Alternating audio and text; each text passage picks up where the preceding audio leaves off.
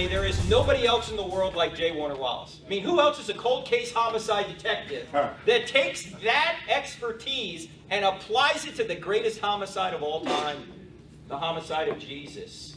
Well, now there's a brand new book that actually looks at the issues regarding God, not just Jesus, but does God exist? And he doesn't want a long introduction, but for those of you that don't know, he's been on Dateline 4 times. In fact, he has a endorsement here from Keith Morrison. You know who Keith Morrison is. He's the host of Dateline. It says right here on the new book, God's Crime Scene, around Dateline, we had a phrase to describe J. Warner Wallace, the evidence whisperer. For a guy who can solve crimes that are 30, 40 years old, to be on Dateline 4. Nobody else has been on Dateline that much as a cold case homicide detective, and so now you have the privilege of learning from him. In this presentation that he's about to show you, he's never done. This is an overview of this book. This is the first time he's ever done it, so he's concerned that it might not turn out well, but it's going to turn out well because he is the great J. Warner Wallace. Ladies and gentlemen.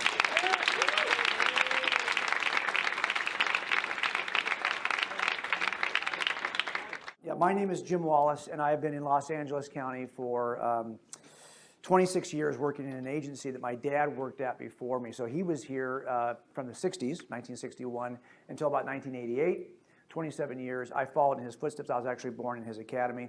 And as a matter of fact, my son watched this all, his grandfather and his dad. So my son ended up following in my footsteps. So we have a 3-generation law enforcement family. And when you start in this profession, you start in all kinds of crummy. I wasn't actually even interested in law enforcement. I had a background in the arts. So I have a bachelor's degree in design and a master's degree in architecture. But at 27, I went back into the same job my dad had been working in prior to me. It's one of those things that's kind of like a magnet. It kind of draws you back, right? You see this in law enforcement and in fire. It's kind of multi-generational. Now, you don't start off working cold cases. You start off working just handling patrol calls. And so back in the 80s, if you didn't have a big mustache like that, you couldn't get hired at all. By the way, does anybody still have just a mustache and no other facial hair? Raise your hand if you have just a mustache and no other facial hair. No. One guy, an old guy like me. That's right, right? How old are you, sir?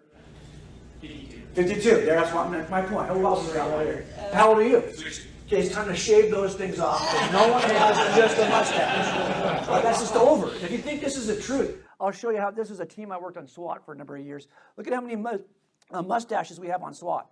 Everyone's got the same mustache, okay? We all have the same look, all right? You had to have that to get hired. Now, during most of that time, actually during all that time, I was not a believer. I was a really committed skeptic, really committed anti-Christian. I used to make fun of my Christian friends. And the guys I knew who were in law enforcement, who were Christians, they could not defend what they believed. And I used to think that was so ridiculous that you have this high regard for evidence in your professional life, but when it comes to your metaphysical claims, you couldn't even support. Give me 3 reasons why you believe the Bible's reliable. Couldn't do it. And not only that, most of the guys we would arrest from everything from serial murders to robberies, they would claim they were Christians anyway. So I used to really have fun with these guys who were Christians on my team, right? And I worked a lot of surveillance. I worked a surveillance gangs for 2 years in South Central Los Angeles. Got to learn a lot about gang activity in that area. But then I also worked on this crazy surveillance team where we did either major narcotics or career criminals, and I didn't cut my hair for 4 years. It was awesome.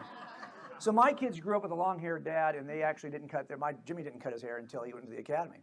So this is kind of my weird background. It was about that time that I started to investigate the Gospels. And the problem with the Gospel investigation was I really believed at some point that these Gospels were reliable records, eyewitness records of the life of Jesus. But the problem with those records is they contain supernatural elements, like a resurrection, walking on water. I rejected those parts of the Gospels. But I knew in order to go the whole way, I was going to have to examine my philosophical naturalism. I was going to have to examine my resistance to anything supernatural. So after finishing what I chronicled in Cold Case Christianity, the next step for me was to look at, do I really have good reason to believe my naturalism is true? And that's what I describe in God's Crime Scene. It really was the next step in my own personal journey. This is what I had to do in order to kind of buy in to a supernatural worldview. And of course, you can't have that. You can't be a Christian without that kind of worldview. Now, after working in undercover, I did get assigned to robbery homicide, and I've been there ever since, and I work all the cases that are still open. Murders don't close.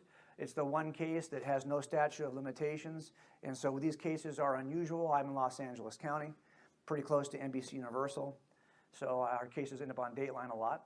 And once you've done one case on Dateline and they like it, they want to come back to that well as often as they can.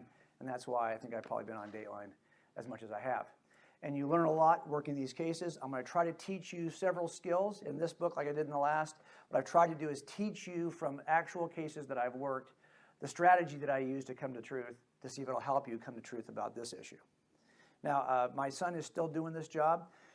He has the same name I have. I always say we're like the George Foreman of law enforcement, right? George has got 6 boys, and they're all named George. We have the same name over and over and over again. Jimmy, I was Jimmy until this kid was born. I was mad. I liked being Jimmy. And all my buddies at work would call me Jimmy. And then this kid gets born, and I lost that name to him. So he's now, we did a little kind of older, like big Jimmy and little Jimmy we did for a while, but eventually, so now on his name plate, it says Jimmy Wallace. How many officers do you see who will call themselves Jimmy Wallace on their nameplate? He takes some abuse, and he looks pretty young, too. He's using the same tools that I used before him and the same tools that my dad used before me. So for all these years, for the past 54 years, if you've called our agency and you asked for a Jim Wallace, someone's been there to answer the phone. So what I want to do is take this expertise and try to turn a corner with you. Remember, I told some of you in the last session that what I'm looking for from you is the ability to tell the story in a way that only you could tell it. You're going to be talking about the same evidences we all talk about, but I want you to give your talk in a way that only you could give it. And that's important, I think, to me. We've already started talking about that with some of the folks in this class. So I'm going to try to give you this story the way that I would tell it, okay? And I write about it every day on a website called Cold Case Christianity. I blog there today. I posted a blog for tomorrow.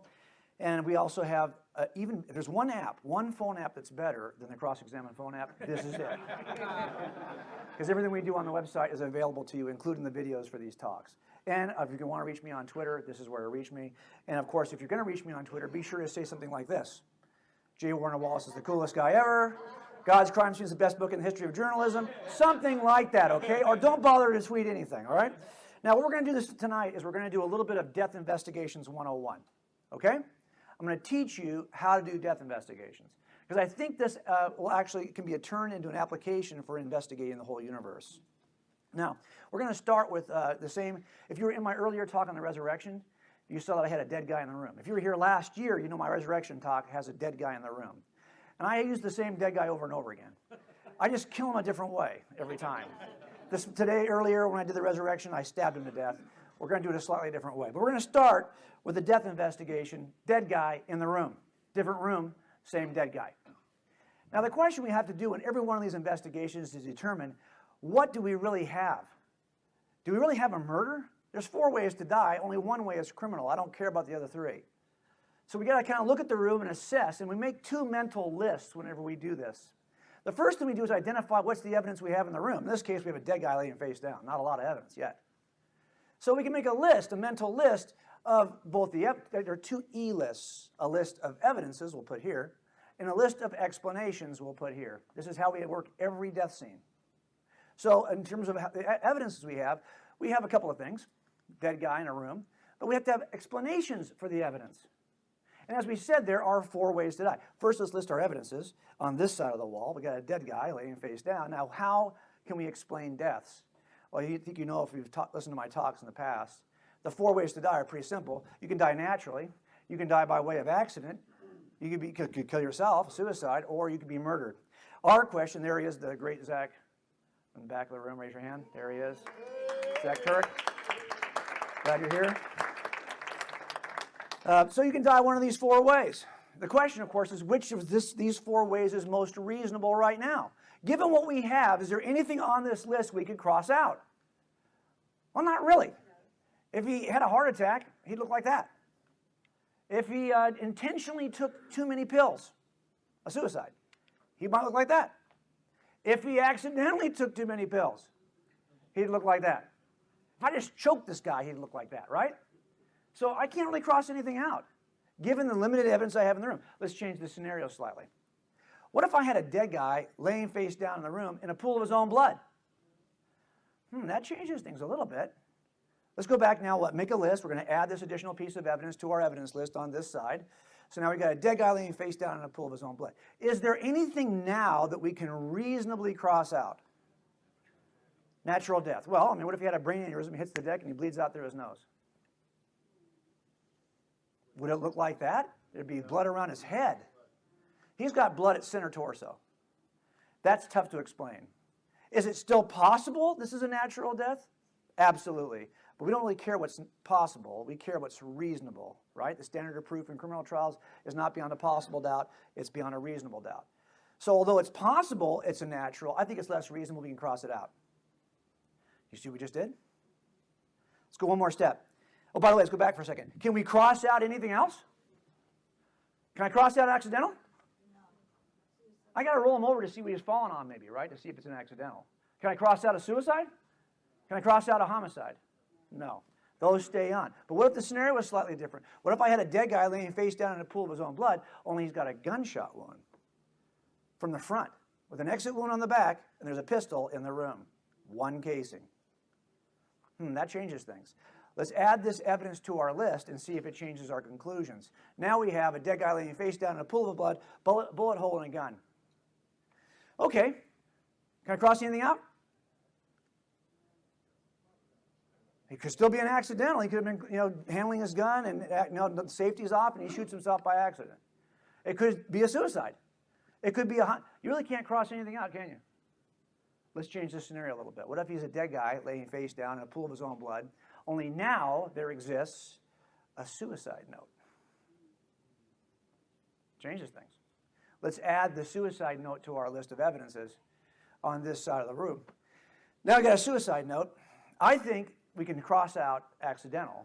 Something's up here, but it's not an accidental. He's got a suicide note. That comes out.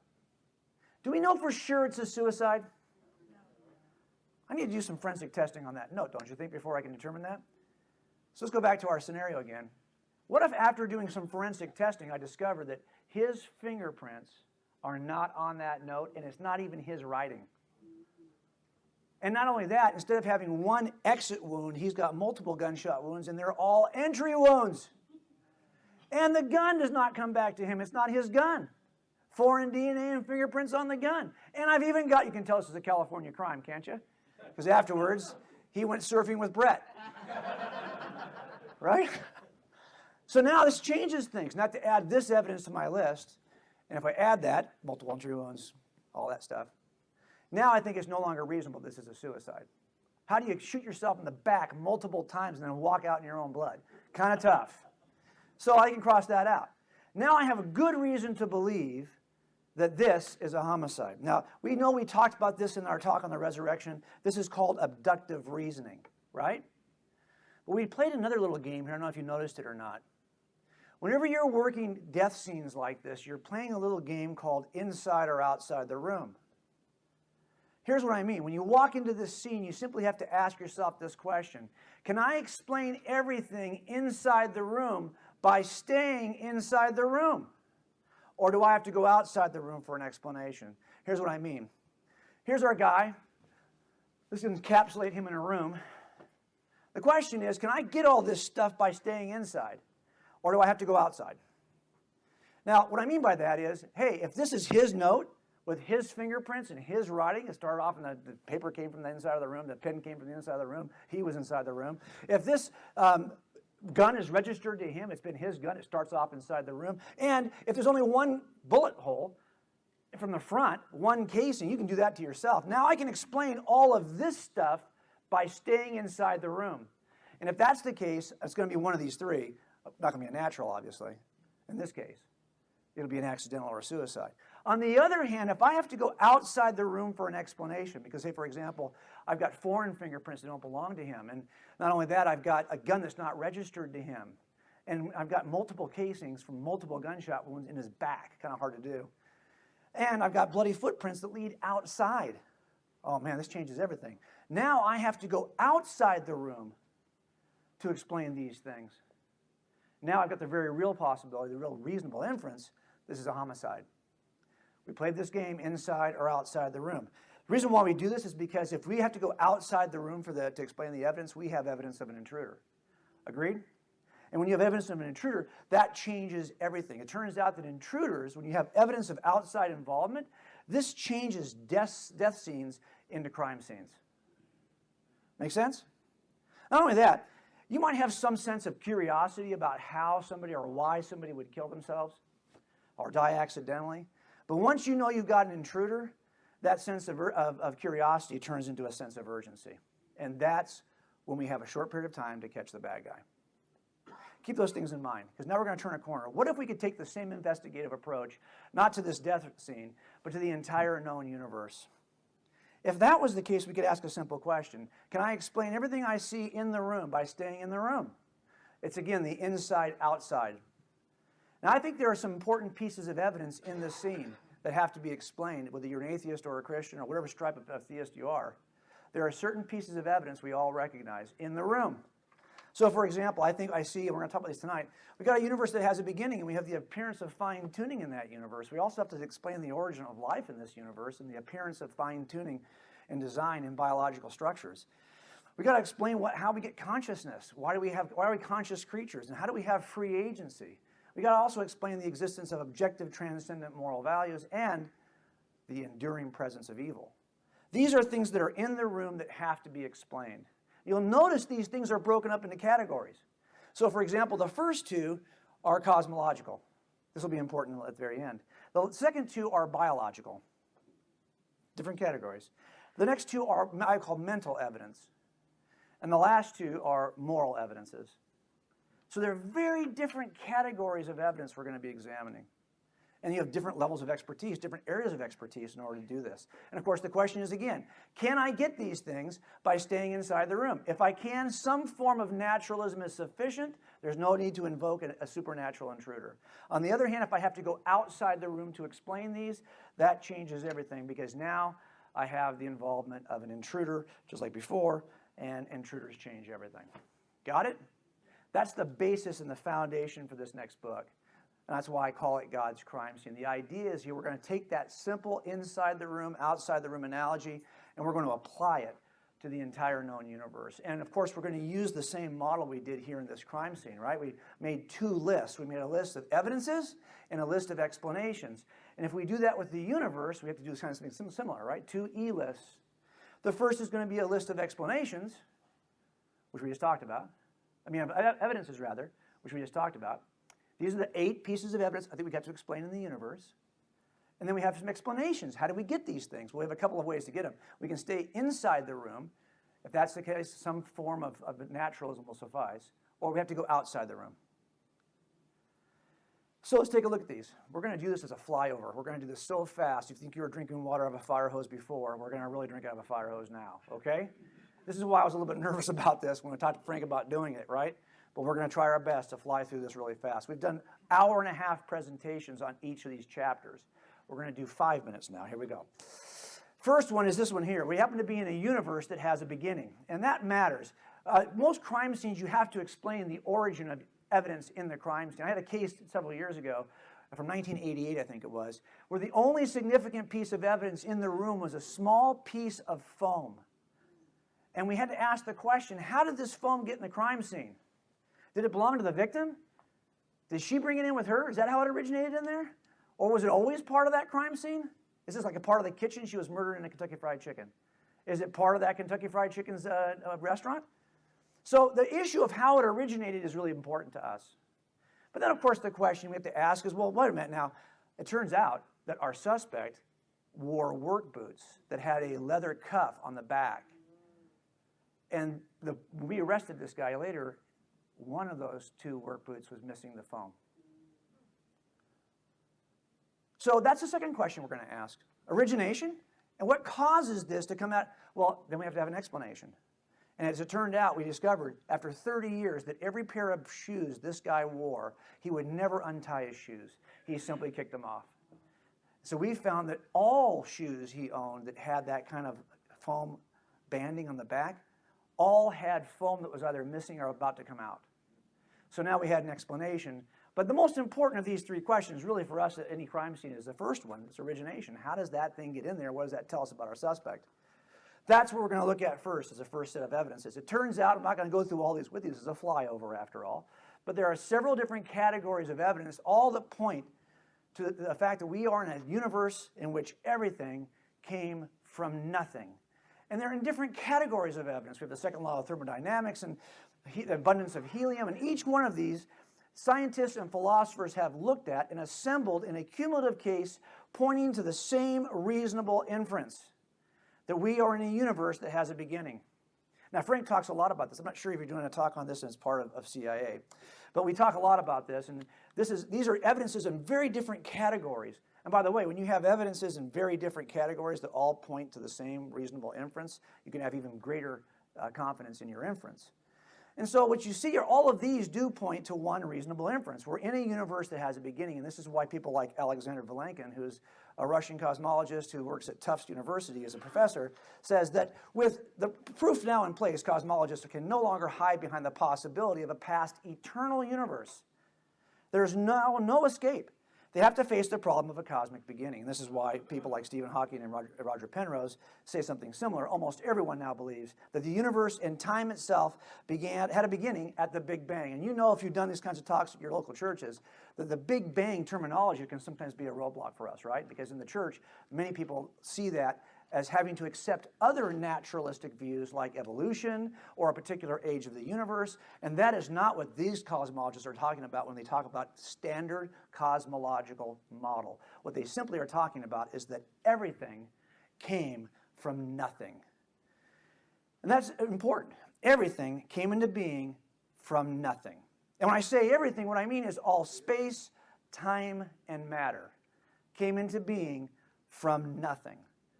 Now, earlier, Frank kind of talked about this a little bit when he said that, who was it you said originally talked about, I know you talked about too, Greg, the Big Banger. Yeah, Fred Hoyle named it. Yeah, well, the Big Bang was from Fred Hoyle, who actually used it as a pejorative originally, and it kind of stuck. But we don't have a problem with the Big Bang, Frank and I, when we talk about this around in churches, because we always say that, hey, Big Bangers require what? I mean, Big Bangs require Big Bangers, like you said this morning. So that's actually a pretty reasonable inference. And it's not just that they require a Big Banger, they require a certain kind of Big Banger that can account for the origin of space, time, and matter, and therefore is not itself part of space, time, or matter. So we're looking for what? A non-spatial, a non-material, atemporal Big Banger. Now, there's alternatives. Now, what I try to do in the book is look at every alternative to explaining how and what could cause a caused universe. And those explanations are pretty long. So we've got a secondary investigation in the book which kind of goes into detail on some of the alternative explanations. But typically, what I've discovered is that the errors that people make in defending something that's not true fall into three categories almost always. And I've learned this in jury trials. Almost always the problems in the defense case are going to fall into one of three areas. Number one, they're going to say something that really isn't supported by the evidence. We have to make that case clear for the jury. Or they're going to try to redefine the nature of the definition, the legal definition of what a murder is, or the legal definition of what first-degree murder is, or they're going to try to redefine something in order to get away from the truth of it. Or third, they're going to suffer and make some kind of logical contradiction that we can catch and exploit in front of the jury. And it turns out that these are the same three errors we're going to see over and over again when people try to explain how we could be in a universe that came from nothing. So for example, some people will say, well, maybe we're in a universe that's expanding eternally, or maybe we have a wrong definition of time itself that allows us to explain how maybe time has no beginning because we've had a misconception about the nature of time. Or they'll say, well, maybe this is a matter of us being in a universe that's cyclical. It grows and shrinks and expands and contracts cyclically. And so we happen to be in an expansion period, but eventually be in a contraction and then it'll start all over again. So these are, and of course, the third category is probably the most popular, which is that we have been, this universe has been created by a multiverse generator of some sort, either a quantum environment in which the universe leaps into existence, something like this. Now, this is a flyover, so I'm not going to be able to go through all the reasons, but just roughly stated, in order for us to stay inside the room, we can use one of these explanations. That keeps us in the room. We can either argue that we got time all wrong, or that this has been cycling eternally. The problem, of course, with this is that this has to redefine time in a way that's extraordinary. If you've ever done any work with Stephen Hawking's work, it really has to make some rather broad assumptions that are unsupported. But not only that, this idea that we're in a cyclical universe, we're not slowing down in our expansion. There's not enough matter and gravity in the universe to slow down the expansion. In fact, it's speeding up. The other alternative, though, is the multiverse generator. I think this is a fascinating alternative. Some kind of an environment that is eternal, that has caused a finite universe to come into existence. But the problem with this explanation is it already concedes an outside source. So in order to have this explanation, you're already outside the box. And of course, the other problem you have with it is that it makes some logically contradictory notions. Here's what I mean. When interviewed on the Colbert Report, Lawrence Krauss, who's an advocate of this model, he said this, basically. You see if you catch the logical contradictions. Talking about this environment from which the universe could emerge, he says, physics has changed what we mean by nothing. Empty space is a boiling, bubbling brew of virtual particles popping in and out of existence. If you wait long enough, that kind of nothing will always produce particles, which could eventually become universes. But do you see the problem with this?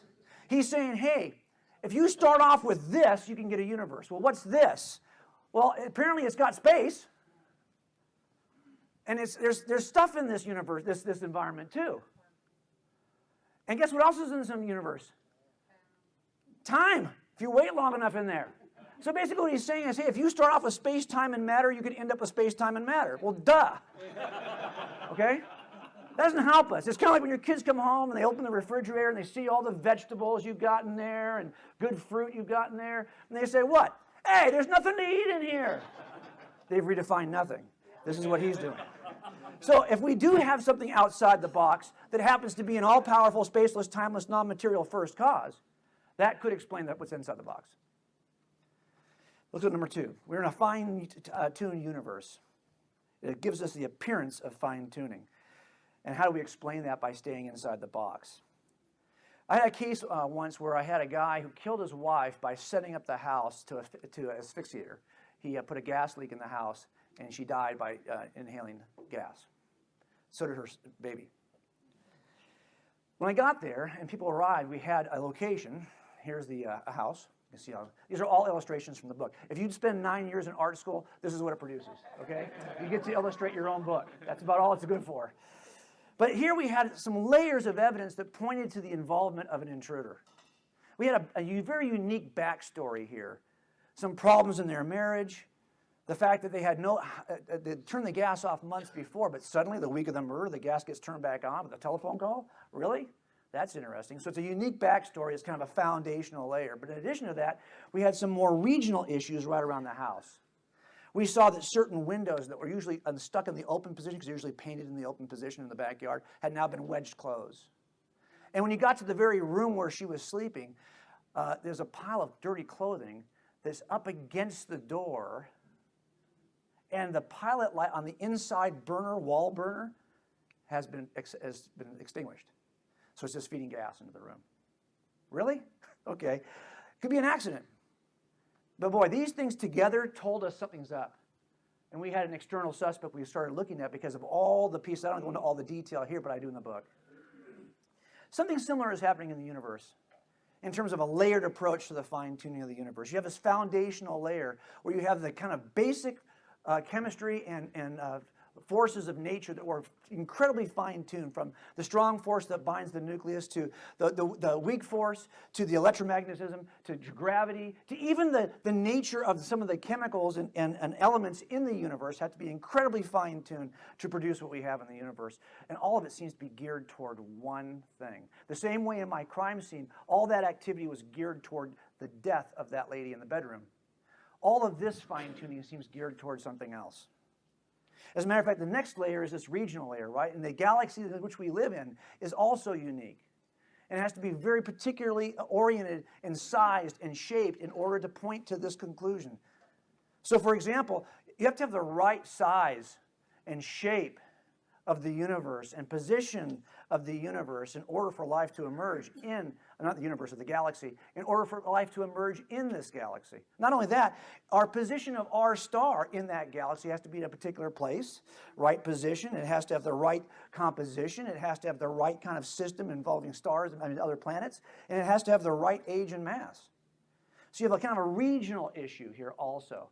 And then, of course, if you focus in on the planet Earth, that's a very unusual conditions that have to exist at this locational level for anything. So, for example, if you look at simply the shape and size, just the relationship to the sun, the fact that we have certain atmospheric conditions and certain chemistry in our atmosphere, the fact that we have certain mineral compositions and depth of crust, and we have a certain size moon that makes it possible for life to emerge. As a matter of fact, we see that the more that we have these kinds of conditions, the rarer and rarer we find life to be.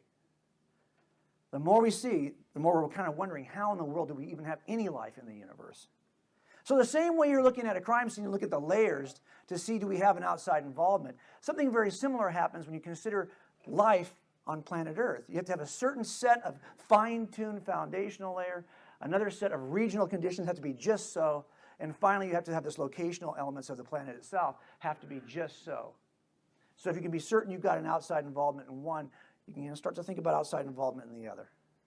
For example, if you knew that you're going to be in a certain airplane that was going to take you to a particular destination, but that destination is billions of miles from here, billions, you know that one small error here takes you off course by billions of miles out there.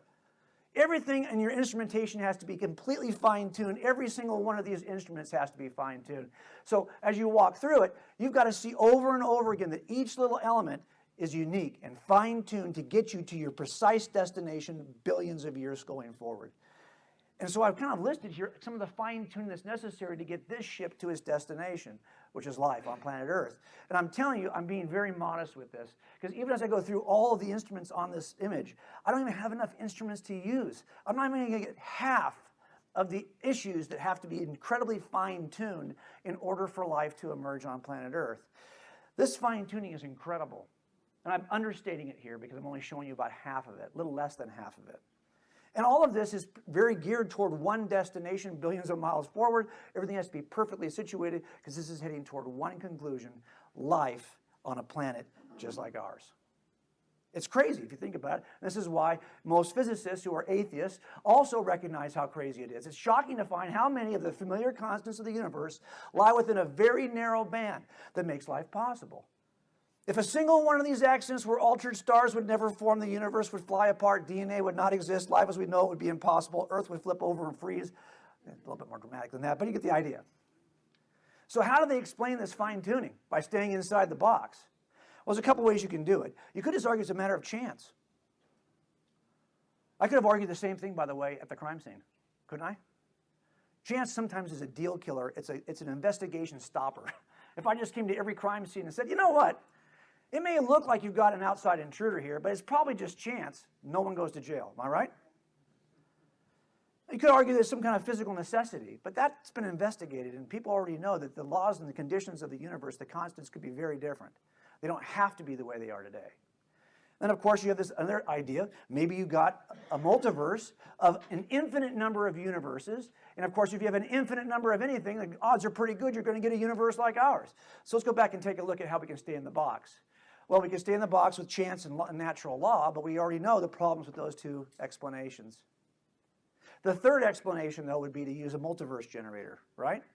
And that's actually interesting, but what does it do again? It takes you outside the box. So you're again conceding I've got some kind of force outside the box, but here's the problem with this cause as you try to explain it. It doesn't really work. It gets you a universe, but it has has problems. Number one, again, we already talked about how it lacks space, time, and matter, right? But it also requires its own fine-tuning. So this is what Swinburne says about this. I think he hits it pretty straight.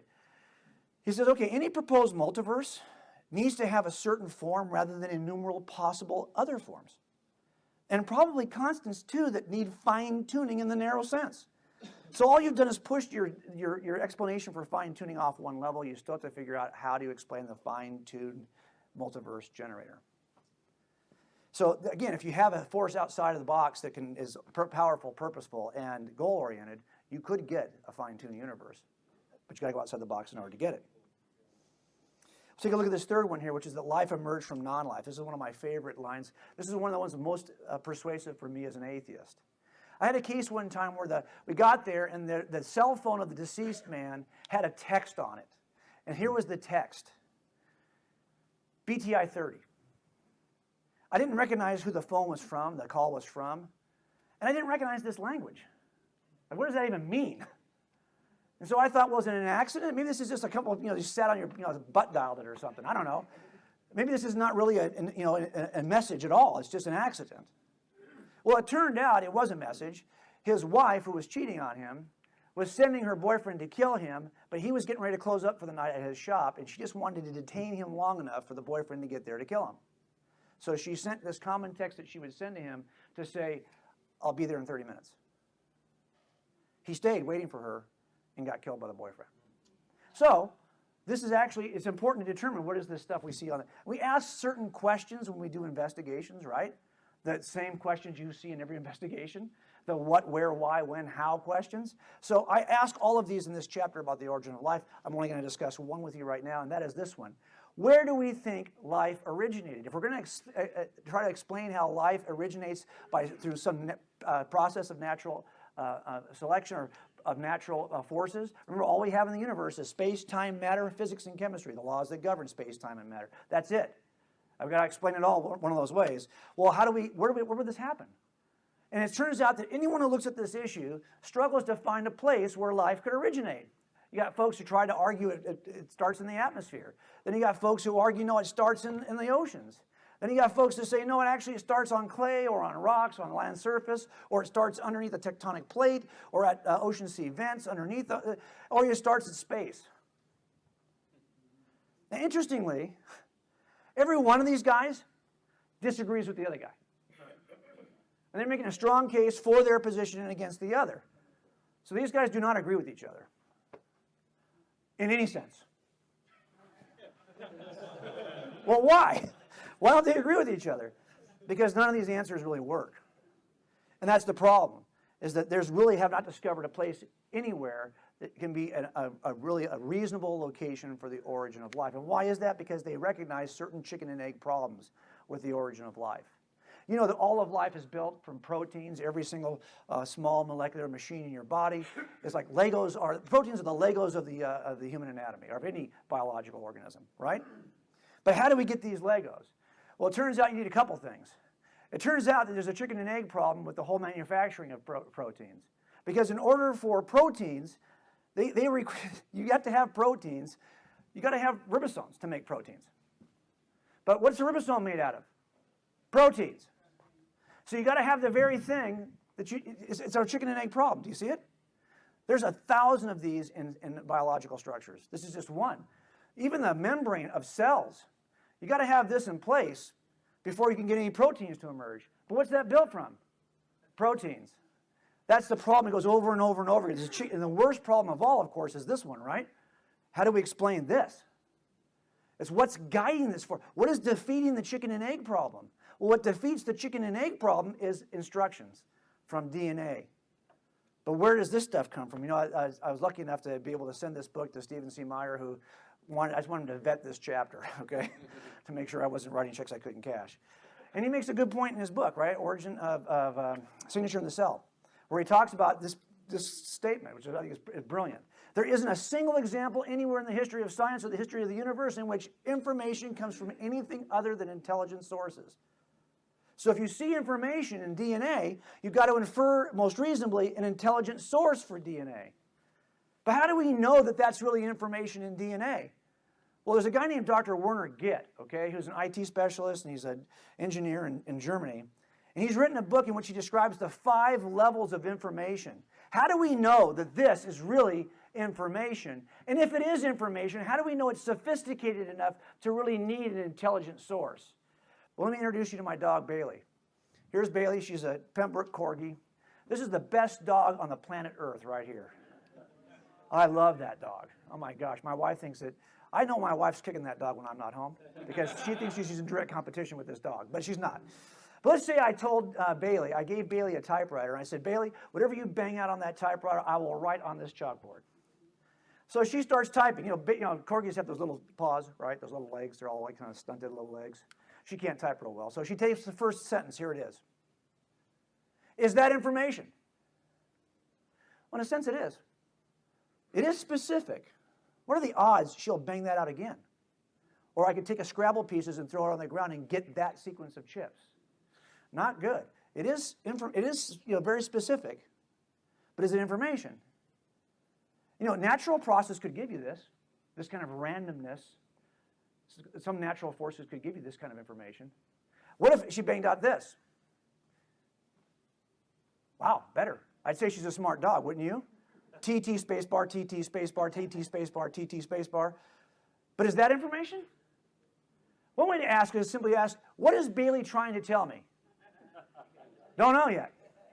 But there are natural forces that could actually produce that kind of patterns. It would be a more sophisticated pattern. What if she could bang this out? Wow, that's good. T13, T space, T13, T space, T13, T space. Not bad. Pretty smart dog. But what is she trying to tell me? I don't know. Nothing really. Now, there are natural forces that could cause this kind of pattern also. You see this in snowflakes and other. So naturalism could get you all this stuff. And it is information. But it's not the kind of information we're talking about. This is what Git calls statistics. The simplest, lowest level of information. What if the dog could type this? Not bad. Now she's got mastery of words. But what's she trying to tell me? It doesn't seem to have much mastery over just the word unit. So it's another level of information, but it's not really what we're looking for. This Git calls cosyntax. Mastery of the single units, but they're not in the right order. What if my dog could type this? Wow. That's a smart dog. Because now the dog has got the actual words mastered and an order mastered, so this makes sense to me. I know what she's trying to tell me. Grandpa's eating. This is called semantics. 3 levels of information. Where does DNA fall on this? By the way, if you kind of are stuck between these two, you have, most people learning the language for the first time kind of get stuck between these two. They get words, but they're not quite sure. So for example, I was in Malibu at a Thai food place. I went to the restroom to wash my hands, and this was the sign I found in the restroom. It said this: please do not throw paper wiping hand down toilet. Okay, some mastery of words, not quite sure how to put them in there, but it makes sense. Okay, now, but this is information, but what kind of level is it? What if my dog could type this? Wow. Wow. This is another level of information. Now my dog is actually not just conveying something I understand, but my dog is actually asking Grandpa basically to feed her.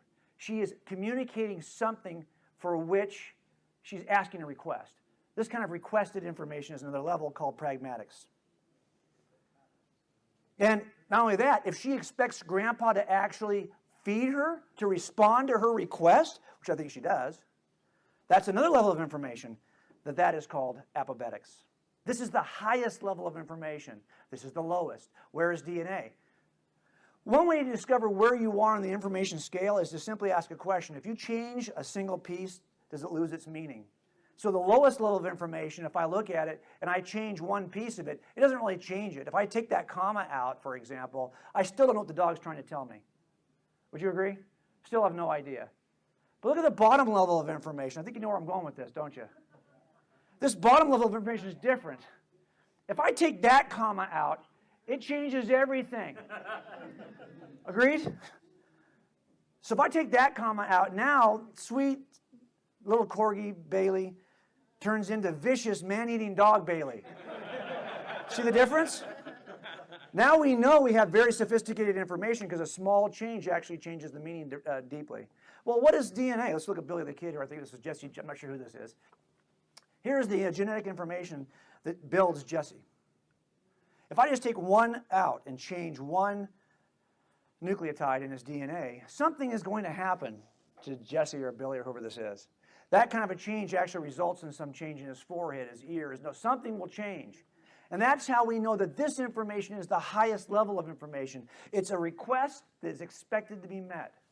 This is what happens when DNA instructs the formation of proteins. And this is why Paul Davies, also at ASU, says this: we're still left with the mystery of where biological information comes from. If the normal laws of physics can't inject information, and if we're ruling out miracles, then how can we be predetermined and inevitable rather than a freak accident? How is it possible to generate random complexity and specificity together in a law-like manner? We always come back to that basic paradox. So when we try to stay inside the room, we've only got a couple of choices, and they don't seem to work. Chance doesn't get us there.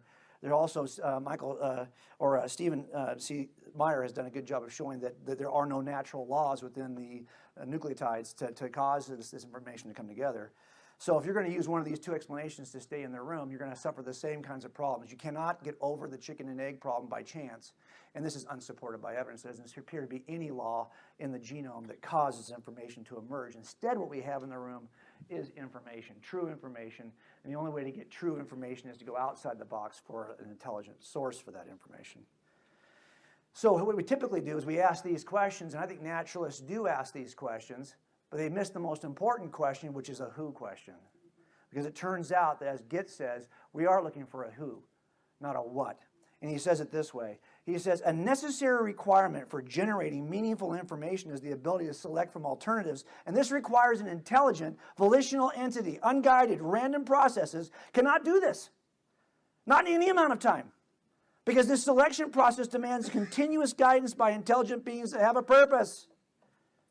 So if we're looking for something, we're looking for something intelligent and communicative outside the box. We also see a certain appearance of design in biological organisms. And that has to be explained either inside or outside the box. Here's a murder from 1979. This is where the murder occurred. This is the one we just got most recently on Dateline. This lady was killed in this little cottage here. When the officers got there, they rolled over her body, and they saw that the murderer had left accidentally the murder weapon. And they recognized immediately that this was not some artifact from some piece of broken bedpost, or they saw that this thing was a garrote, and they recognized it immediately. A garrote basically is a wire between two handles. If you've ever watched The Godfather, that's what they use in The Godfather. Now, they could have said, hey, there's a ficus tree right next to her bed. Her bed's made out of wood. Is this just a piece from her bed? No, they recognized immediately that this is an artifact, that this is a designed weapon. And they knew that because they recognized certain attributes that point most reasonably to an artisan and to a designer. So I took this thing out afterwards, and here we are looking at it. Now, I asked myself, what is it about this that we immediately recognize as a design feature? Some people will say, when making a case for design in biology, they'll name one thing here or one thing. I think it's actually a cumulative case. I think there are 8 things. 8 things I've given an acronym of designed. When you see these 8 things, you've got a reasonable inference of design. I'm not going to go through all these details with you, okay? But basically, we're looking at the improbability of either chance to explain this. We're looking at familiarity. They recognized right away. They had seen The Godfather just a few years earlier. It was on TV. So they recognized it was a garrote because it has an echo of familiarity. There's a certain sophistication. We actually found afterwards that he had an instruction. He built this on the basis of what he knew informationally. He also was considering a crossbow, to kill her. And he had a plan for a crossbow. So it was driven by information. And he was goal-directed. He made sure this was not going to cut his fingers. You can see what his goals were. When you see all of these things, though, in any object, you have good reason to believe. And I go into great depth about what these things are in the book. But I'll just give them to you a simple application. I have a bougainvillea in front of my house. And in that bougainvillea, I often see nests, bird nests. And if I apply this template to the bird nest and asking the question, is this natural? Or is this, the product of intelligence? Did this just emerge in the bougainvillea? Or were some birds involved as intelligent agents making this? Well, I'm looking for those same 8 things. It's a cumulative case. So whereas, for example, B, he will say, well, it's really about irreducible complexity. Okay, that's part of it, I think. And Fuzz-Rana will say, it's really about pattern recognition. I think that's part of it. And Dembski will say, well, it's really about the insufficiency of chance and natural law. I think that's part of it, but there's more. When you see all 8 of these things, you've got a reasonable inference. And by the way, in this bird nest, I think that 3 of those things don't really exist. I think you only have 5 of the 8 in the bird nest. But guess what? You don't need all 8. You still have a very strong inference of a nest builder, even with only 5. So you have good reason to believe this is a design object, even if you don't have all 8. So Michael B., he also did me a favor and vetted this chapter. He's a very sweet man, by the way. And of course, you know the iconic structure that he tries to describe in identifying intelligent design. And what, of course, that is the bacterial flagellum, right? And for those of you who aren't familiar, I can't imagine there'd be many of you who wouldn't be familiar with this, but this is a small rotary engine in bacteria. In the wall of the bacteria is an assembly of 40 proteins that come together to build a tail-like structure that can turn instantaneously, can bend in any shape it wants to bend into, to create any directional change on the part of the bacteria. But how we explain the existence of that little micromotor How do we best explain it? Can natural laws get us there, or do we need a designer? So when we look at this, we can ask the simple question, same template. Here's the motor. Is this natural? If so, I can stay inside the room for an explanation. Or is it intelligent design? And when you look at this, I see, again, those 8 features can be applied. Now, I will give you, I'll tell you that I think when people argue this, some will say, well, I don't see these 2. Okay, take them out. If you took those 2 out, you're still stuck with the reasonable inference of design just from those 6. The same way you were stuck with the reasonable inference of design for the bird's nest with only 5. Again, if you were walking in this forest and you stumbled across this engine sitting in the middle of this trail, would you say, wow, it's amazing what grows in these woods. I got to come back here tomorrow and see if I can find a car. No, you wouldn't do that. Because you recognize these 8 features. You ask yourself the question, can I stay inside the room? Do I have to go outside the room? I see 8 features of design. That's a reasonable inference. Hey, forget that for a second. Look at the trail. The trail is cut through the woods with 2 concrete posts on either side. The trail exhibits features of design. As a matter of fact, maybe not as many. You could take some out, but you still have good reason to believe that that's designed based on the most reasonable. This is why Dawkins even admits we are looking to try to explain what appears to be design. All of biology is the study of complicated things that give the appearance of having been designed for a purpose. And Robert Dort says it this way: the apparent fit between organisms seems to suggest some higher intelligence at work, some supervisory gardener bringing harmony and color to the garden. So how do we stay inside the room for this? Well, they've tried a couple of different ways. One is to try to say that you can evolve, say, something like the type 3 secretion system, which looks similar to this. This is a 30-piece micro machine. The problem, of course, with that is that this is also displaying signs of design by itself, and there's no pathway to get to this. A lot of biologists believe this is actually devolved from this rather than evolving to this. Much easier to explain how your broken Lego pieces can end up in the box than how they appear assembled. So if you try to stay in the room by using some form of evolution, these processes are really insufficient. They don't get us there. And I talk about this at great length in the book. I actually did a presentation for him on this one issue. Better inference, I think, is that we see design, we have a designer, and that has to get us outside the box. And that's why, for example, you see that Michael Denton says this, which I think is pretty cool. He says, in each constituent utilized by the cell for a particular biological role, each cog in the watch turns out to be the only, and at the same time, the ideal candidate for its role, and particularly suggestive of design. Moreover, there is simply no way that such prefabrication could be the result of natural selection. But of course, if you have something outside the box, which is intelligent, powerful, creative, and resourceful, it could account for what's inside the box. And what do we do with this whole idea of consciousness? This is a crazy reality that we all experience, but how do you explain this by staying inside the box? I had a case not too long ago where a man killed his 6-year-old son. I took all the names out. And he committed suicide. When officers got there, they were pretty shaken up. Not often do you see a 6-year-old dead like that, executed. Big deal in our city. Big deal in our city. And I remember thinking, as I was looking at this, how tragic for the atheist friends who I had who were in the room looking at this dead boy. You know, here's a picture of my grandfather. This is This is Warner Wallace. This is the Warner that I got my name from. As a boy, I knew this guy as an adult, obviously. He's my grandfather. And as he grew up and became a young man and then eventually got to be an old man, it was hard enough to see him die at 90. Okay? But when someone dies as a boy, that's really tragic. Because if materialism is true, it would be tragic, right? But is materialism necessarily true? We know we all possess a material brain, right? We get that. But do we possess something immaterial that might transcend death? Even for a young boy.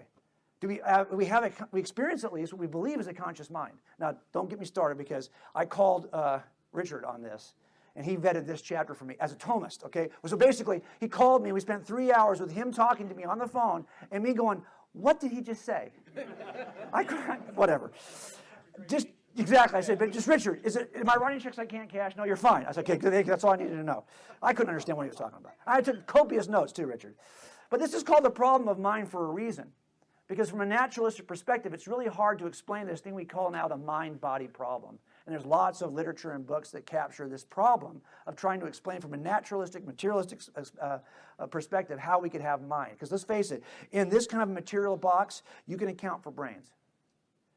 Space, time, and matter, This is spatial, temporal, material. But it's really hard to account for non-material minds in that same setting. So maybe you can account for it by simply saying, hey, your brain is the same as your mind. They're the same. If that's the case, I don't have to worry about how to explain the non-material mind. Well, how do we work cases? We simply ask a question. Is that guy whose DNA and fingerprints is the father of our deceased, is that the same guy who we now have in custody, whose fingerprints are all over the murder scene? It's about identity. Is that guy, Ted Gelder, the killer of Ryan Gelder? And how do we know? Well, if all of his attributes, if his DNA is the same at the crime scene as what I'm rolling right now on his fingerprint pad, we know we have the same guy. If all the attributes on one side of the equation equal all the attributes on the other side of the equation, we have an identity relationship. Could we do that with the mind and the brain? Are all the attributes of the brain the same as the attributes of the mind? That's the question. If they are, you can account for mind and stay inside the box. But that's the problem. There are different attributes between brain and mind. So for example, one of these, I'll give you 5 ways they're different. You can actually measure your brain. You can pop it out, you can weigh it, you can measure its width, its height, its depth, but you can't measure your mind. Some things are measurable and some things are not. This is a key difference between mind and brain. One's obvious. This is an obvious difference, right? But how about this? Here's Ben Carson, a neurosurgeon. He knows something about minds. If you asked Ben, hey, think about your mom and growing up with your mom and your experience with your mom, and he's thinking about all these things, and think about all those connectivity between all those experiences and the emotions you felt in your entire history with your mom. He can do all of that, but guess what? You are not going to be able to find that unless he tells you about it, because you cannot saw open his head and pop out his brain and find those memories. Because some things are publicly accessed, like the physical properties of your brain, and some things are privately accessed, like your thoughts. Another difference between brain and mind. But not only that, there's a certain kind of philosophical difference too, if you think about it. Let's say I'm vacationing in this nice house, and I'm sleeping in this bedroom, and I hear what I think is a burglar outside. Now the question is, I want you to think about my reaction to hearing the burglar. I'm now obsessed with thinking about the sound of this burglar. Is the front door locked? I'm thinking about this guy. My mental life, my mental thoughts are about the burglar. But that requires the burglar to exist in order for me to have thoughts about him. My thoughts are having a certain aboutness. But he just is. Material things just are, but your mental life is about the things that just are. The difference between isness and aboutness is yet another difference. This is called intentionality, right? And this is another difference between mind and brain. One has isness, one has aboutness. But not only that, I could be wrong. I'm up here thinking about this burglar. I'm obsessing about him. There may not even be a burglar out there. I could be wrong about this. Now, I could be wrong. This is open to dispute, whether he's there or not. But my fears are not open to dispute. I have these fears. Can't dispute those. That's another difference between these two things. I could be, he may not exist, but my thoughts about him are indisputable. Yet another difference between these two things, physical. This is a little more difficult. This is our SWAT team I showed you earlier. You can train me on what to expect in a shooting. You can give me the physical properties of my gun and how that's going to affect me, how it's going to feel when I shoot it. You can even train me in the physical properties of the person I'm going to shoot at. You can even teach me the physical properties of entering the room tactically so I can do the shooting. And you can even tell me what physical consequence I might suffer after having shot someone. This is the truth. This is the case when it comes to objective, impersonal, material truths. You can do this with the brain also. But one thing, there's a piece of information missing here, though, because after you've taught me all of that, you cannot explain how I'm going to react to it personally. And I've been in shootings. You cannot explain this. This is an additional property that my mind has that you cannot assess and you cannot attribute to my brain. So there's an impersonal versus personal difference between brain and mind. Now we started with this and we said, okay, here's how we get an identity relationship. Well, do the same thing with brain and mind. And what we discover is there are 5 things that are different about your brain than your mind. These are not the same. And if the attributes on one side are not the same as the attributes on the other side, the brain is not the mind. And remember, you can get this in the box, but you can't get this. So the question, this is what David Chalmers says about this, and he agrees. He's not a Christian, he's not a theist. He says, conscious experience is at once the most familiar thing in the world and the most mysterious. There's nothing we know about more directly than consciousness. But it's far from clear how to reconcile it with everything else we know. Why does it exist? What does it do? How could it possibly arise from lumpy gray matter? Exactly. That's the problem, trying to stay inside the room. Now, you can try to redefine what your mental states are. You can say, hey, they're just exactly the same as brain states. I already showed you why that's not true. You can say, well, maybe there's a reflection of behaviors. That's a bit of a stretch. Or you can say, maybe all of your mind, your consciousness, is an illusion. These three ways will definitely keep you in the room. But they don't work for a number of reasons. I give you a whole chapter devoted just to these reasons. The problem, of course, is in order to get what you need, you've got to get outside the room. And that's the problem. It cannot be made up of space, time, or matter, or governed by laws of physics or chemistry. And Thomas Nagel, who's an atheist, says it this way. So long as the mental is irreducible to the physical, the appearance of conscious physical organisms is left unexplained by naturalistic account of the familiar type. On a purely materialistic understanding of biology, consciousness would have to be regarded as tremendous and inexplicable extra brute fact about the world. Unless, of course, there is a mind that is creating in its own image, outside the box. And of course, we also experience free agency. This is big to me because I'm a cop. This is all I do for a living, right? Let me give you an example of this. This is a case I worked where this guy was doing residential burglaries. We're working as a surveillance team. We're watching him go up and down streets. He's a heroin addict. He's high. He's coming off. He's getting sick. He wants to score enough money to buy more dope. So he decides to do residential burglaries. He's going up and down the street. I followed him into a backyard. I jumped over the neighbor's backyard wall, and now I'm on my radio communicating to the rest of the team that this guy is getting ready to go in the back door of a house. And as he's standing getting ready to go in the back door of the house, he hesitates. You can tell he looks around. You can tell he's struggling with it. Is he going to do it or not? He sits down, he smokes a cigarette. Gets up, kicks the door in, does the burglary. Now you could argue that he's a drug addict, and he's under the influence. You could even argue that it's having some chemical impact on his physical brain. Not only that, when I interviewed this guy, his entire family were all burglars. His dad, his brothers. I'm not kidding. You could almost argue there might be some genetic predisposition toward burglary. But when he came to trial, and we brought him in front of a jury, why should we hold this poor guy responsible for the burglary? Well, because the judge said it this way. Yeah, I know you're a drug addict. I know you come from a long line of burglars, but you know what? You had a choice. And you made a choice to do this. Really? Did he have a choice? Really? Did he really have a choice? How could he have a choice if we're in an atheistic universe in which all we have is space, time, and matter and the laws that govern such things? But without a choice, you can't have the things that atheists most respect. You can't have true love, true charity, or true empathy. You can't have that. You got to choose those things freely, or they're not really truly free, not true love. You also can't have reason or creativity unless you can make free choices. And most of all, for me as a cop, you can't be culpable for anything unless you can make free choices.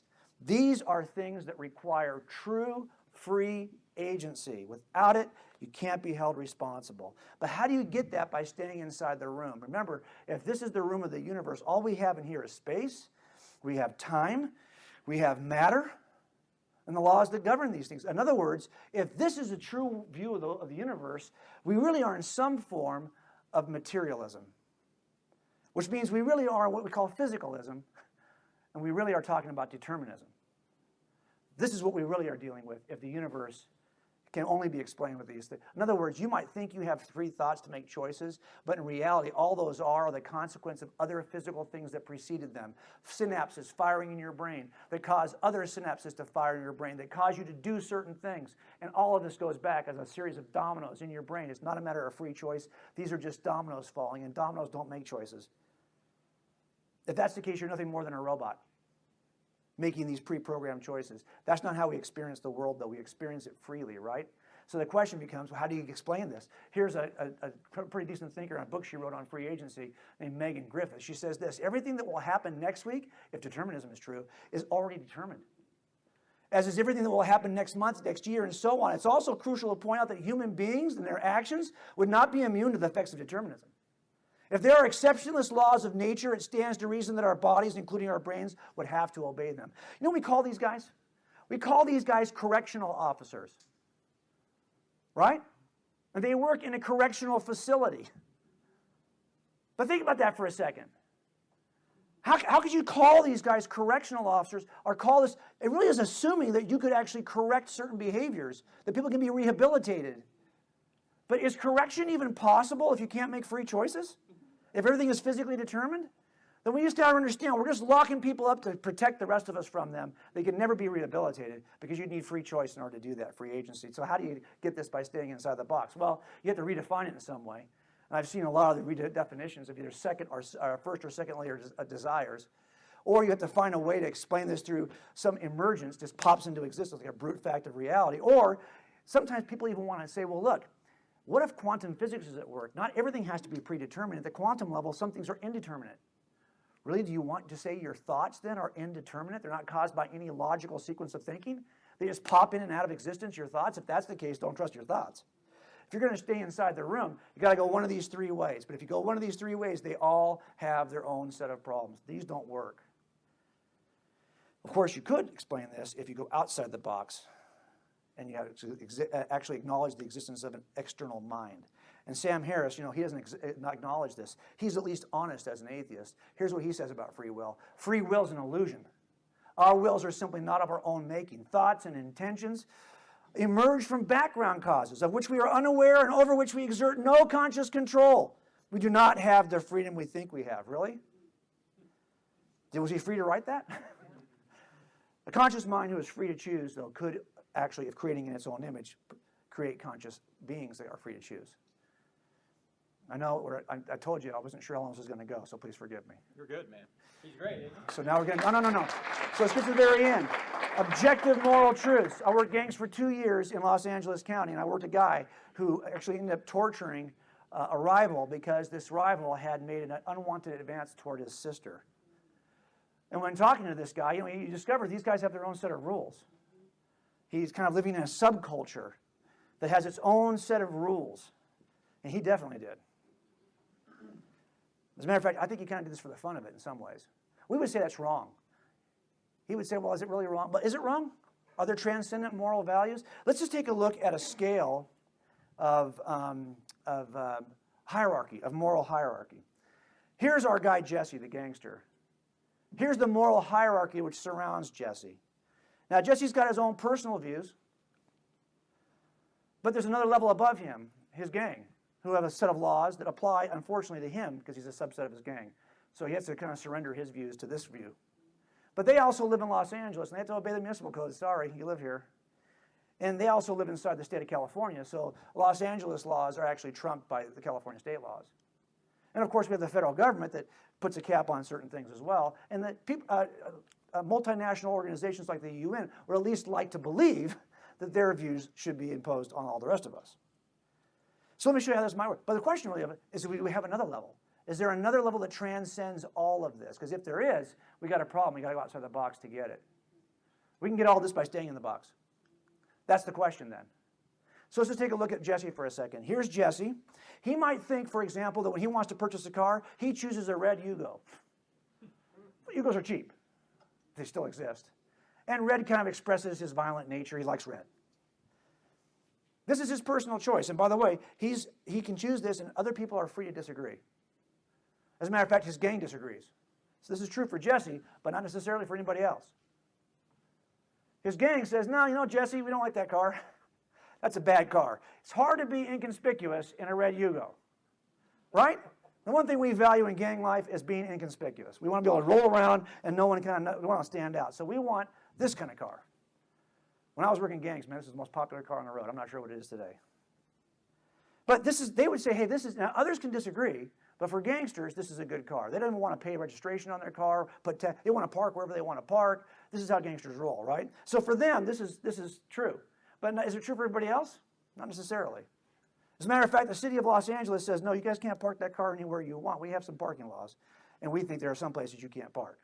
And because we are the city of Los Angeles, we trump you guys. We're top down. This is true, of course, for Los Angeles, but is it true for other cities? No, parking laws are different city to city. But you can't park your car without tags. I don't care where you are in the state of California, because the state of California says you can't park without tags. And this is true for California. I'm not sure this is true for other states, but it's true no matter where you are in California. You see what's happening here is each layer trumps the layer below. Not necessarily true for other states. But one thing you have to do in every state of the union is register your car. Okay, you can't have a car that's unregistered. So you got to register. That's true. And I'm not sure that's true for every country in the world, but it does seem to be true for us. True for Americans. Let's see, now let's go one more level. What about this? Remember, other states here are free to disagree. Other countries are free to disagree. Is anyone free to disagree about this, though? Can't use your car as a bomb. Right? There are some countries in the world that disagree with that. I mean, I kind of want to say this is true for everyone, right? But there are people who say, hey, if we got to achieve a cause, sometimes the only way we can achieve it is to take the life of innocence to save more innocence in our country, so maybe I could justify using a car bomb. Really? When we can decide, if there's anything at this level, we have to have something that warrants and grounds it. But even this seems like it's up for dispute. Well, how about this? Is it okay to use your car as a bomb just for the fun of it? Is it ever okay, no matter where you are in history, where you are anywhere? As a matter of fact, when you put just for the fun of it, that changes everything. Now this is true for everyone, regardless of where you are in the world or where you've been in history. It's also not okay to torture people for the fun of it, or to steal money for the fun of it. You just add for the fun of it, you found a universal that applies to everybody. And it's not just applies to Jesse and all Americans and all people on planet Earth. In a Star Trek world, this rule would also apply to all the aliens. This seems to be a transcendent moral value, but how do we ground it? It's not grounded in the United Nations. It's got to be grounded in something that transcends even all the planets. That means we're stuck with another level. And did you notice that all of these levels involve people groups? So whatever it is we're stuck with over here, could it just be a physical law? Hey, I'm not obligated morally to my police car. Have you noticed that? I'm not. I'm also not obligated morally to my flashlight. And I'm also not obligated morally to the laws of physics. I am obligated morally to my partner, who's a person, and to the citizens in my state or my city that are persons. So I'm looking for something up here that can't be an inanimate object or a law of physics. This thing I'm looking for to be morally obligated to has to be a person. But what could that be? What would be the transcendent moral person to whom I'm obligated? That's the problem. But Dawkins would deny this kind of thing, and when at least he's honest about it. If there is no such moral transcendent person, the universe we observe has precisely the properties we should expect. If there is at bottom no design, no purpose, no evil, no good, nothing but blind, pitiless indifference, if that's all we have are the laws of physics, then I can see that. But we know there are transcendent moral truths. We got to figure out how to ground them. Now I can go through all of these. We talk about whether they're illusions. We talk about whether they can be grounded in persons or in groups. And Greg's book on moral relativism is by far the best book on this. It's I think the back table, isn't it? I think it is. It's a great book to get, and I just steal his material wholeheartedly. I don't even footnote him. It's great. So, but I think Sam Harris has got a good idea. He kind of says, well, aren't these more human-specific biological facts? Talk a whole part of a chapter on just that one issue. So when we try to stay in the room to get this done, we've got to offer one of these three ways to do it. But these three ways really kind of ignore the evidence of our own cultural experience. And not only that, they have to redefine certain things. He has to redefine mere survival into what he calls moral flourishing, but he has to steal morality before he can define it. It doesn't work. Of course, we can get this if we jump outside the room to a source, a personal source that's outside the room that grounds morality. This is why Jerry Fodor says it this way. He says, science is about facts, rather, not norms. It might tell us how we are, but it couldn't tell us what is wrong with how we are. This couldn't be, there couldn't be, rather, a science of the human condition.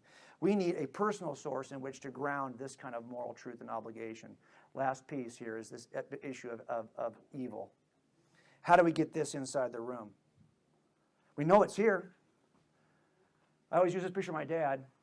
I used it in the last presentation I showed you a couple of years ago.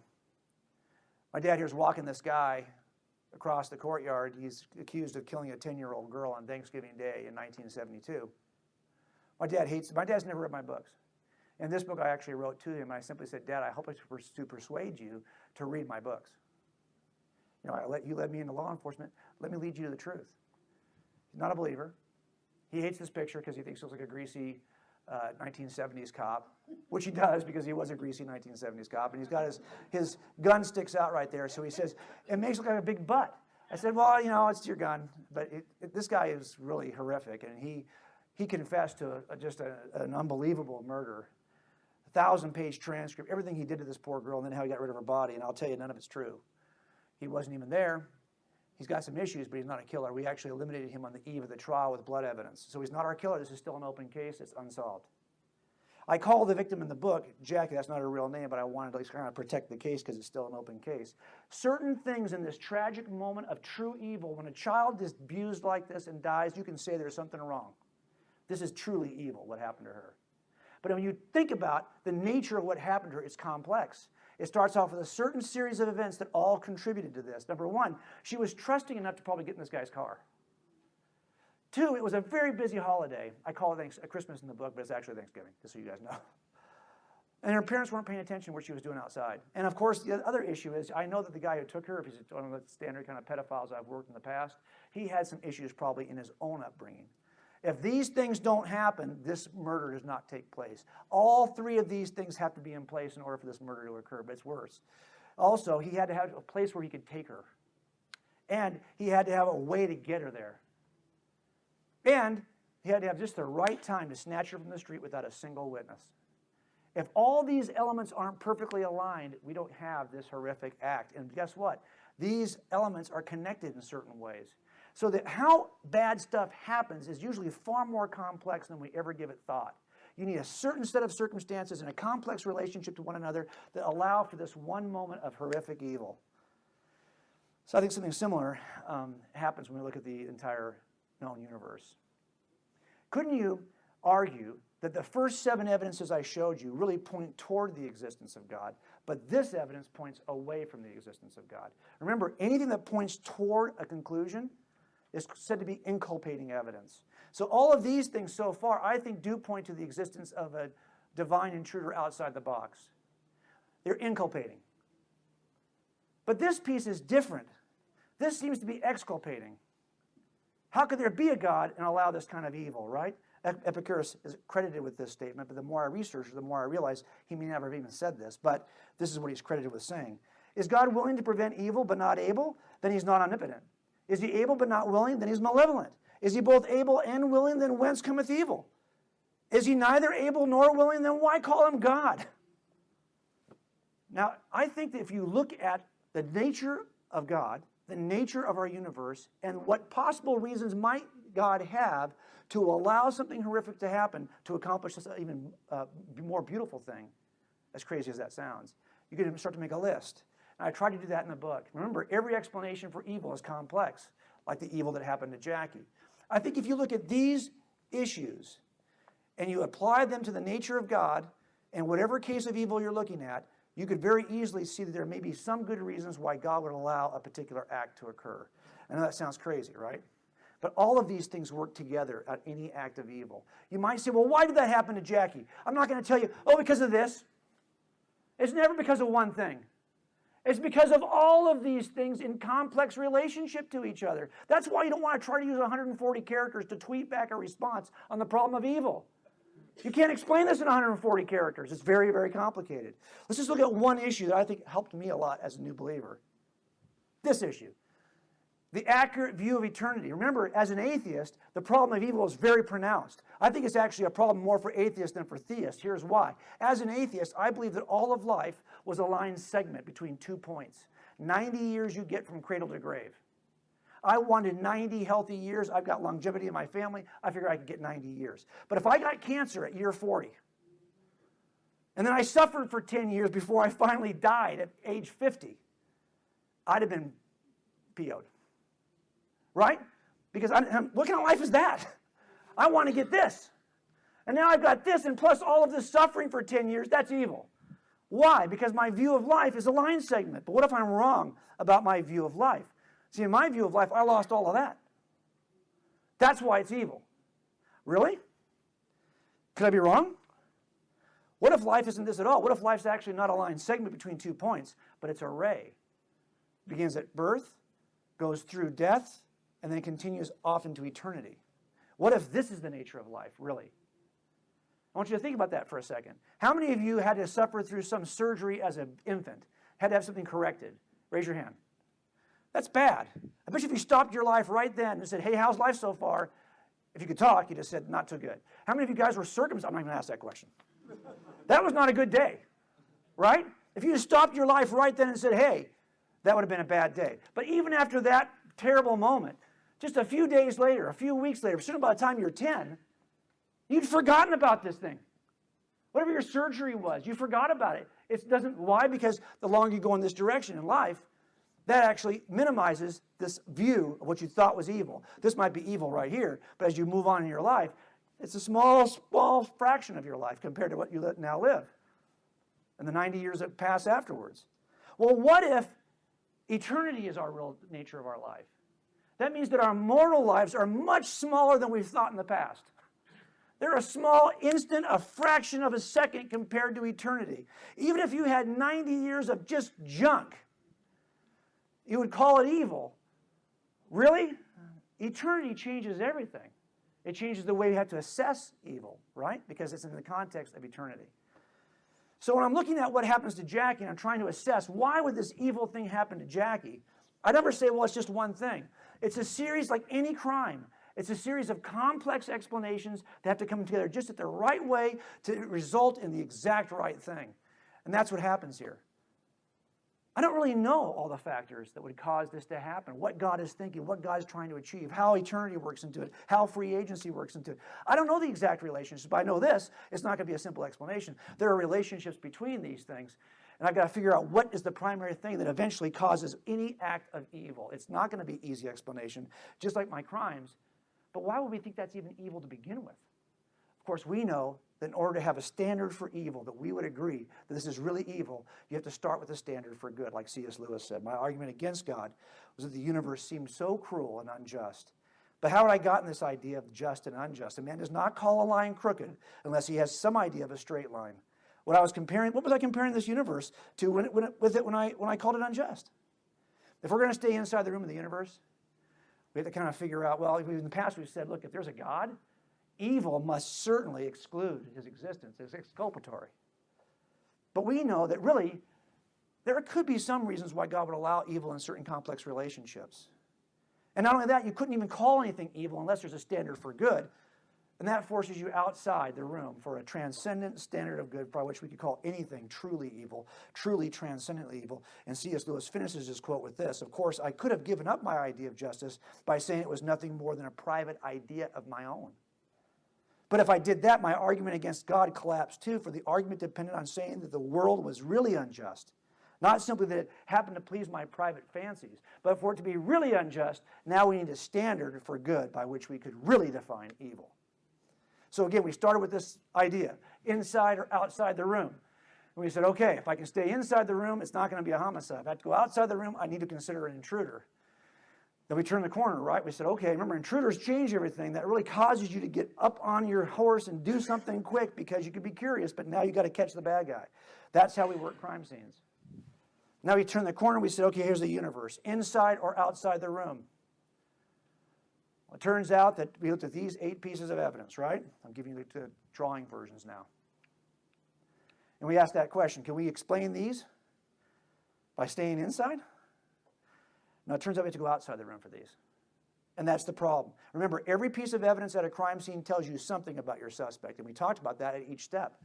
These pieces of evidence tell me something about my suspect. They give me a profile, right? Who did this? Well, it's probably not Mick Jagger, who got arrested in 1967. Why is it not Mick? Because I know from each piece of evidence something about what I'm looking for. I'm looking for something that's non-spatial, non-temporal, non-material, uncaused, purposeful, intelligent, creative, resourceful, a conscious mind free to choose, an incredibly all-powerful source of moral truth and obligation, who is the standard by which we judge anything that's evil. That's not Mick. Right? That can't be him. Instead, this is going to be something else. That's why this suspect actually ends up describing what we call God. When I started that case, the Garrote case, this was my killer. I asked a simple question. Why do I think he's my killer? It turns out I had lots of good evidence. I had witnesses who had seen him stalking this woman in the weeks before the murder. I had behavior on his part that could not be explained unless, of course, he was guilty. I had some material evidence that I found for the Garrote and the wire that was involved in the Garrote. And I even had his statements which implicated him.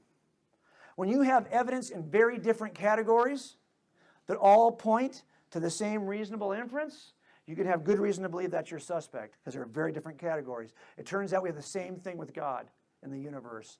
8 pieces of evidence in 4 very different categories: cosmological evidence, biological evidence, mental evidence, and moral evidence, in very different categories. Remember, whatever it is you think began the universe from nothing, that suspect also has to give you free agency and consciousness and be the standard for moral good. The one suspect has to explain all the evidence in the crime scene.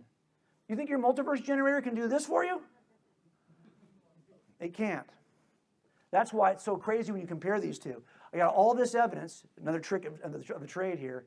When you try to explain this evidence, people staying inside the box have to use all kinds of contorted explanations. And by the way, this guy does not agree with this guy, who doesn't agree with this guy, who doesn't agree with this guy. This guy does not agree with this guy. They're all fighting with each other because they can't get one explanation. When you see that it takes this many explanations to explain your evidence and they don't agree with each other, you got a problem. On the other hand, you could explain all the evidence with one common causal factor. That's the beauty of doing these cases. Defense teams want you to say, you know what, it's this highly unlikely set of coincidences that make my guy look guilty. Or he's just guilty, which is more reasonable.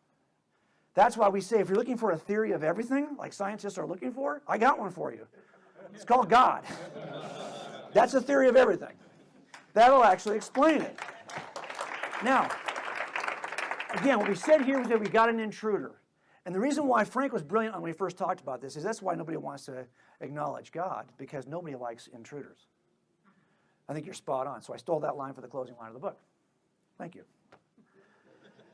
But why should we consider God an intruder to begin with? I call it God's crime scene, but I don't want to infer that God's guilty of a crime. Remember, I'll just end with this. I've got this case one time, right, where a witness across the backyard, looking across her backyard, saw that her neighbor behind her at that house, somebody had gotten into the backyard of that house and was standing looking in the back door and actually ended up kicking in the back door, kind of like my burglar, right? So she called the police. The police got there thinking we had an intruder, right? Because the neighbor across the street, across the yard and backyard had seen this guy kick the door in. So the police get there. We all get there. We start calling the phone number. No one's answering the phone. We're getting ready to do a SWAT entry, okay? And as we walk up on the door, who do you think opens the front door? The guy who kicked in the back door. Because he wasn't a burglar. He was the owner. He had locked himself out of the house. And he had kicked the door in. But the neighbor didn't know her neighbor behind her, so didn't recognize him as the owner of the house. So now here we are in SWAT gear, standing on the front porch, talking to the owner of the house. You cannot be an intruder or the burglar if you live in the house, right? Because you're not an intruder, you're actually the inhabitant. You're not a burglar, you're the owner. That's what we have happening here, I think, with the universe. I'm not suggesting we have a real intruder in the way we have an intruder or a burglar. I'm suggesting we have the inhabitant, the owner, who instead of being the intruder has invited us into the house. We're kind of the intruder, if you think about it. And that's what we're looking at. 8 pieces of evidence we looked at. And we said, okay, which is the most reasonable inference for these? If I just did one, I think I'd be enough for me to be outside the room. But I think when you look at all 8, you've got to take that off the line. That's just not a reasonable inference. You're stuck with the most reasonable inference, and that should give you more than a sense of curiosity. That should give you a sense of urgency. So let me just say it to you this way. If you've got friends, I always hear this all the time, well, what if science changes in 10 years and we got a better explanation in 10 years? Really? When you're on a jury, you don't get a chance. You can't say, well, you know what? Maybe we should wait 10 years and see if something new develops. No, you have a sense of urgency. You're called, given the evidence you have that day, to make a decision. There's more than enough reason here to know the answer. Now is the time to make a decision. You don't need to wait. But I want you also to see that there's a reason why we do all of this, right? In law enforcement, we always think of the world in stark contrast, right? There are sheep in the world, and then there are wolves. And then there are sheepdogs called police officers who stand in the gap between the sheep and the wolves. And all these sheepdog ministries, a lot of them are military too, we call sheepdogs, but all the sheepdog ministries I'm aware of in America are all for police officers. And these sheepdog ministries really kind of help us to see what our role is. By the way, I'm going to tell you right now, sheep do not like sheepdogs. They are irritating. They chase them all day. They bark. They are canines just like this critter over here. The sheep don't even know they need protecting. They don't. They hate sheepdogs. And some of the best sheepdogs I've ever met have some wolf in them. They are canines, okay? But I'll tell you this right now. If we didn't have any sheep in the yard, if all we had in the yard were sheepdogs, we would not have a wolf problem. We have a wolf problem because we are a yard full of sheep, and you know it in your own churches.